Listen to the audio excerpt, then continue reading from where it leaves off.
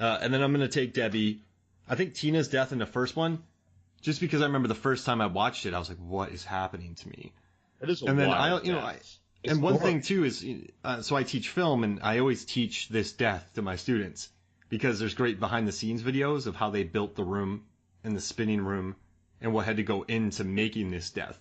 And I just think they were on such a budget, but to make, put it on a gimbal, to rotate this room, bolt everything down, get that scene, I think it's a work of art. I mean, I know it's death, and I don't really like it when you look forward to characters being killed, but as far as like filmmaking goes, it's excellent filmmaking. And just watching helplessly and seeing that death hits me hard. And then I would have to say Nancy from the third one, because of just, it's her dad. It's like, gotcha. Like, it's mean. It's very mean. It was sad. And that was sad too, yeah. For me, I know I have the cockroach death in here, but I kind of lean against the funny deaths, I guess. I don't know if I'm like the power glove. It's creative, it's cool, it's fun, but I guess I just I don't know. I like the deaths to be affecting, and so that's what. And there's nothing wrong with the other kills, but I guess these ones all felt especially mean to me and layered. And I mean, it's just I was watching Dead Meat to catch up on this, and I love that show on YouTube, but he was kind of making fun of Debbie, but I'm like, I like her. She's pretty cool. There's nothing wrong. She was a great character. Debbie was awesome. She's got Peg Bundy hair. She likes exercise. She takes no crap from anyone. Such a long. Yeah, you're right. She sticks up for her friend in the beginning. Like, hey, needle dick. She defends the weak. She defends the weak. And so I think these just sort of hit me. I guess I like the deaths that I always lean towards are just super mean because I feel like they affect me. So that's probably those are my tops right there. All right. So Norbert, you cast this gauntlet. Yeah. Okay. Ranking the deaths. All right. Top five. Are they in order? All right. Number one. Yes, we'll do it in order. Is number one being the best? Yeah, one being the best. All right. One being the best. Number one, Debbie. Debbie takes the worst. It's the most theatrically rich. Yeah. It is. And I really don't think it's funny at all because he's making these jokes, but he's torturing her elbows. Oh man. Like, yeah. I don't think that's so painful. That also was about the most special effects rich death at multiple points. Screaming Mad George seriously. Crushed it. Screaming Mad George in the building. So number one, we got Debbie. Number one is Debbie. Number two, I'm going with Sheila because, like I said, I used to have asthma, and that freaked me out because he sucks all the air out of her in the dream, but then when it cuts back to reality, it's just a girl having an asthma attack. Right. And the worst, one of my nightmares is drowning, just not being able to breathe. Is that part 5 or is that Freddy's Dead? This is still 4. Okay. This is still 4. Oh, I thought you were going with the diver into the empty pool or something. But that girl lives in part 5. God, it's all right. Yeah, I was preparing for this podcast. I watched all of them. So that girl lives. She lives. She ends up freeing Amanda's spirit. Thank you. So that's number 2. Number three, like you said, John, because you did that brilliantly with the wrists. For Christ's sake, man. Yeah. Poor Philip.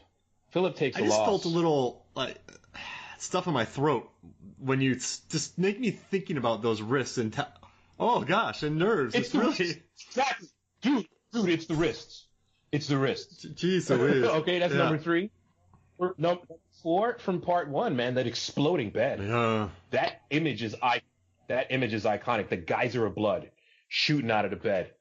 And then finally, number 5, I am going to say,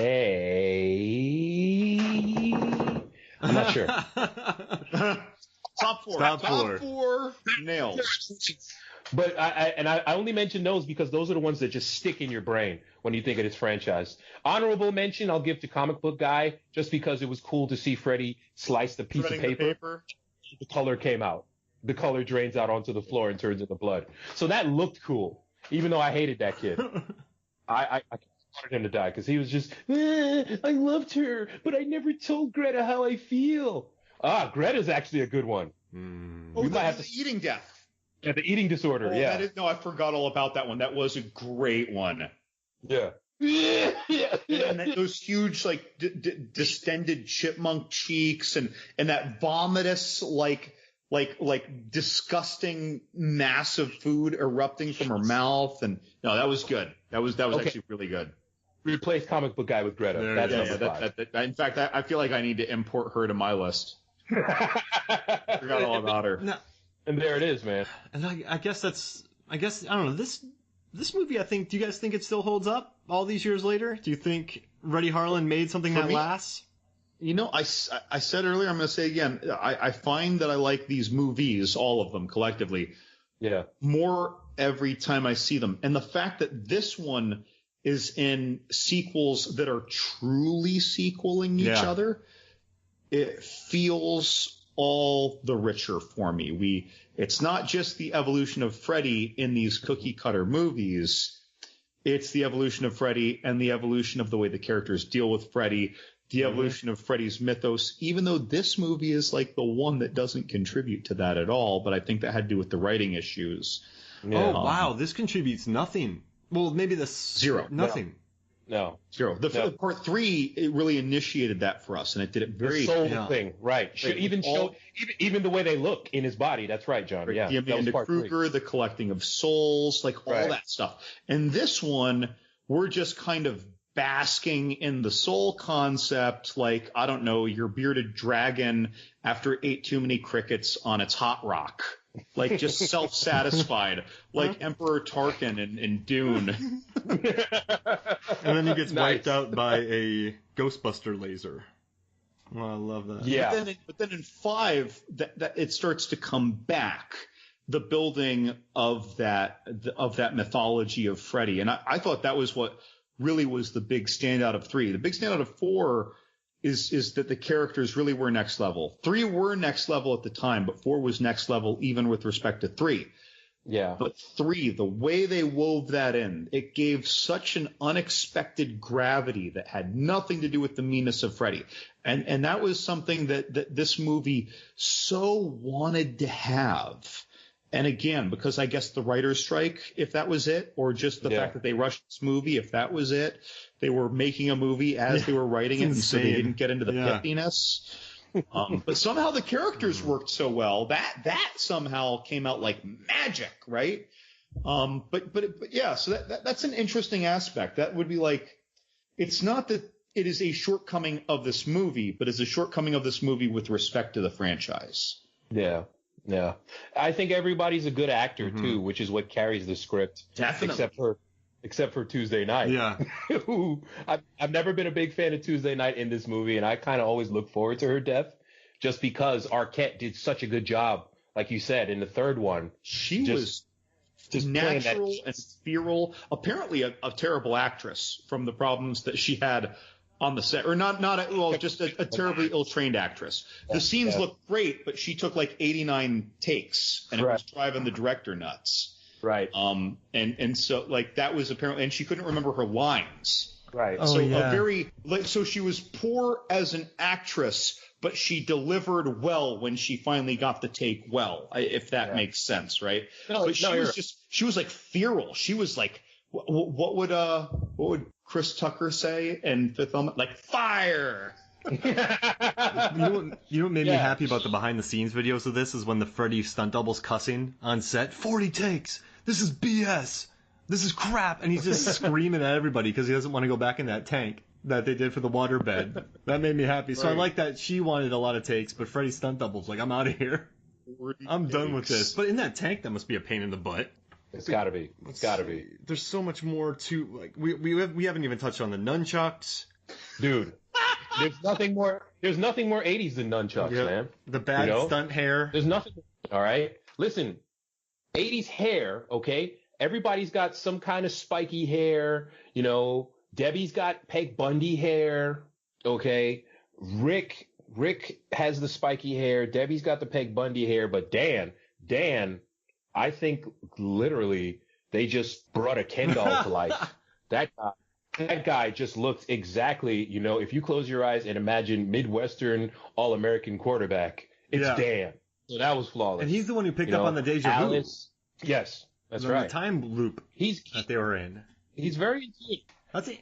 John, how good are you at the nunchucks? Actually, I used to be pretty good. I used to do a lot of demos at like tournaments and stuff. But you notice I asked you how good are you, right? I didn't ask you do you know how. I probably hit myself in the head.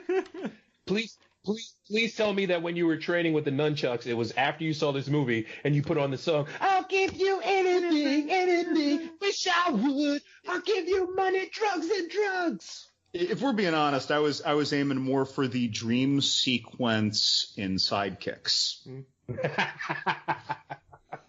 I do want to bring something up. The dream sequence in Sidekicks had the best filmed nunchuck demonstration in the history of film, as far as I'm aware. Oh, I love that. Would y'all think about I don't know if you guys noticed this, but the production design by CJ and Mick Strawn, they did 4, 5, and 6, Suburban Commando.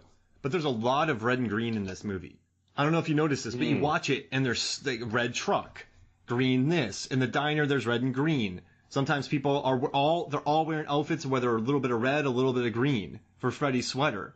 So the color palette in this movie, I mean, this is what movies should do, but the color palette in this, even in the restaurant, what they're wearing, the jacket has red and green on it, the varsity jacket. It's a really neat color palette they established in this movie. And that's not something you make up on the fly.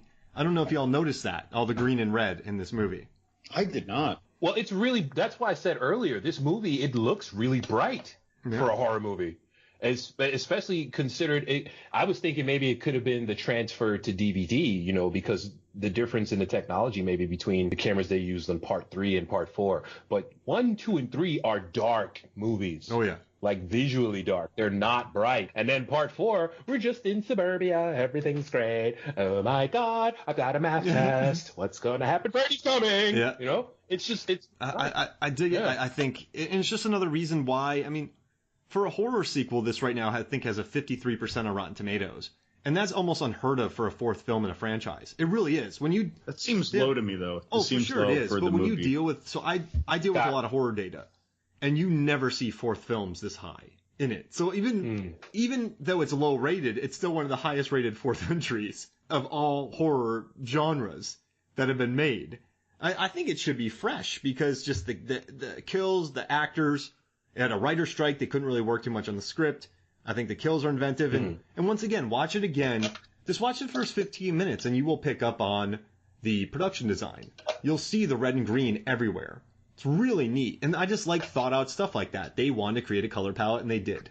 And it's Freddy's sweater. 100%. So it's always 100%. In your brain. You're maybe thinking, oh, red and green. Maybe it's subliminally or subconsciously there. But yeah, this is a fresh movie. And I've said that about a bunch of Harlin films. For some reason, he gets unfairly judged for some of his pictures, but this one I think should be up there. It should have the tomato. Okay, I have 2 questions. Go for it. One, how did you feel about Nurse Freddy?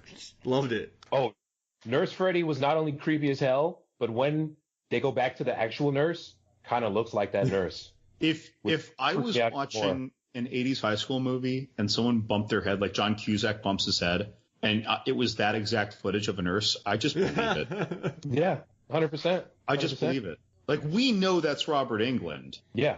But I got to stop and wonder, like in 1988, did people...